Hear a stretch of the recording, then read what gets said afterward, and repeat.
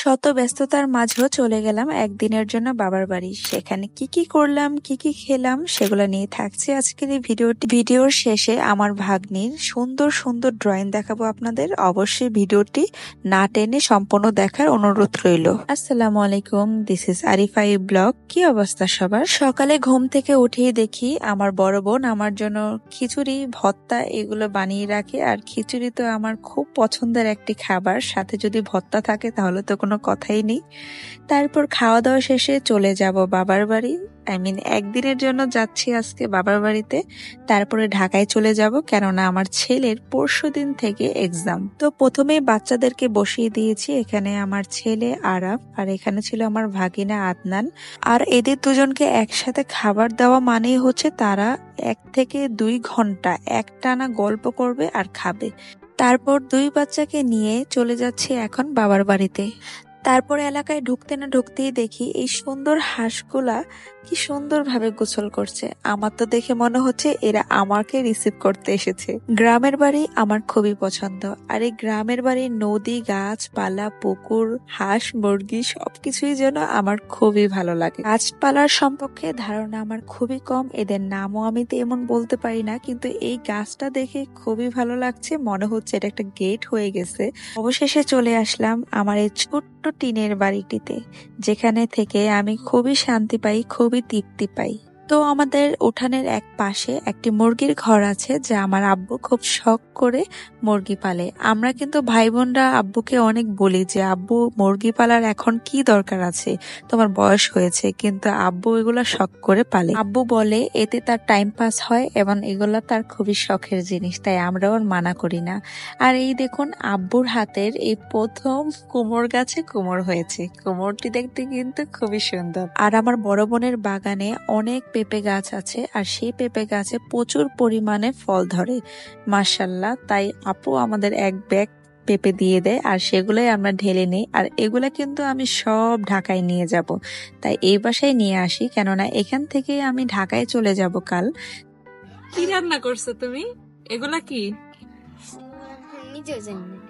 নিজেও জানো না? এগুলা তরকারি? হ্যাঁ, কি তরকারি? বাচ্চাদের এই হাড়ি পাতিল খেলা দেখে তো আমার ছোটবেলার কথা মনে পড়ে গেল। আমিও তো ছোটবেলায় ঠিক এইভাবেই খেলা করতাম। তারপর আরাফ দুপুরের খাওয়া দাওয়াটা করে নিচ্ছে। আমার ছেলে কিন্তু হাত দিয়ে খাওয়া দাওয়া করে, সবাই মাশাআল্লাহ বলতে ভুলবেন না। ভিডিওর প্রথমেই যে আমার ভাগ্নিটির কথা বলেছিলাম, ও আমার মেয়ের জন্য এই ফ্রকগুলা বানিয়েছে, কিন্তু এখন যেহেতু শীত পড়ে গেছে তাই এখন এই ফ্রকগুলা পরাবো না, গরমের জন্য রেখে দিব। ও কিন্তু এক কথায় গুণবতী একটি মেয়ে, ওর ভিতরে যে কত ধরনের গুণ আছে সেটা আমি আপনাদের আজ দেখাবো। আমার ভাগ্নির বয়সে আমি শুধু পড়াশোনাটুকুই করেছি, বাড়তি আর কিছুই করা হয়নি। ও তো মাশাআল্লাহ সব ধরনের খাবার রান্না করতে পারে, মিষ্টি, কেক, বিরিয়ানি, পোলাও, যত ধরনের খাবার আছে সবকিছুই করতে পারে, সেলাই কাজ করতে পারে। ও তো এই বয়সে 3-4টা বড় বড় নকশি কাঁথাও তৈরি করেছে। এবার তো গিয়ে দেখি ও একটি উলের মাফলার তৈরি করছে। এখন আমি আপনাদের দেখাবো আমার ভাগ্নির করা কিছু সুন্দর সুন্দর ড্রয়িং।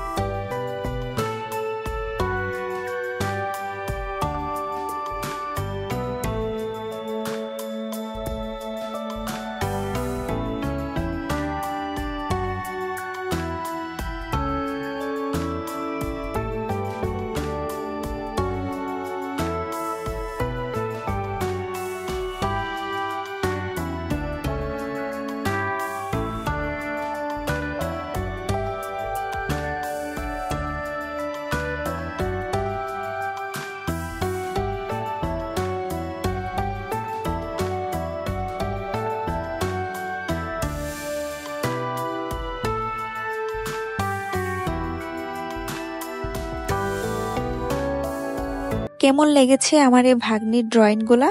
যদি ভালো লেগে থাকে অবশ্যই কমেন্ট বক্সে আমাকে জানাবেন। ওদের কাছে কিন্তু খুব সুন্দর আঙ্গুল ফল হয়েছে, কিন্তু আঙ্গুল ফলগুলা খুবই টক, তাই আর খাওয়া গেল না। বড়ই গাছে কিন্তু নতুন বড়ই এসেছে, কিন্তু এত ছোট বড়ই তো আর খাওয়া যায় না, তো ইনশাল্লাহ নেক্সটে খাবো।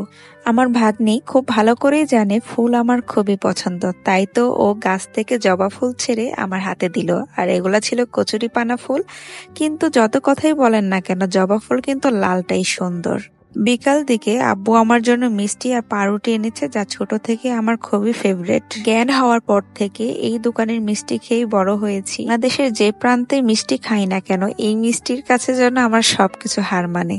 আব্বু আম্মুর দুইজনের যেহেতু ডায়াবেটিস, তাই তারা আর মিষ্টি খায়নি, তারা ফল খেয়েছে, সাথে আমিও একটু ফল খেয়ে নিলাম। আর উঠানে সব বাচ্চারা গান ছেড়ে নাচানাচি করতেছিল, আর সেই শব্দ শুনে আমার মেয়েটা তো দৌড়ে চলে আসে। এইভাবেই হেসে খেলে চলে গেল আর সারাটা দিন। রাতে ঘুম আসবে, সকালে আবার ঢাকায় চলে যাব। আজ এই পর্যন্তই। যদি ভিডিওটি ভালো লেগে থাকে অবশ্যই ভিডিওটি লাইক, কমেন্ট এন্ড শেয়ার দিতে ভুলবেন না। Thank you.